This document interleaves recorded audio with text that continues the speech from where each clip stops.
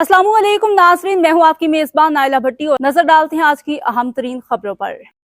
सियालकोट शाहिद रियाज की रिपोर्ट के मुताबिक अहकामात इलाही और रिसालत नबी सल्लल्लाहु अलैहि वसल्लम पर ईमान होने के बावजूद अमली तौर पर हमारे अमाल दीन इस्लाम के मुताबिक ना हैं, ये भी इनकार की एक किस्म है।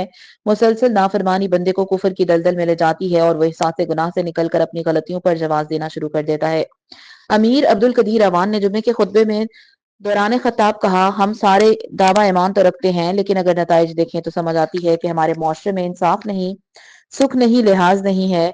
क्या मुसलमान मुआशरे ऐसे होते हैं, खानदान ऐसे होते हैं, किसी को किसी पर एतमाद नहीं रहा।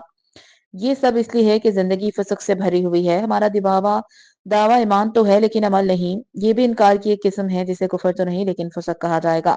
ईमान बतन को अल्लाह करीम से वो वाबस्तगी अता फरमाता है जिससे अल्लाह की रहमत नसीब होती है। बुनियाद ईमान है, जमीन और आसमान का मालिक वो है, वही होगा जो अल्लाह करीम चाहेंगे।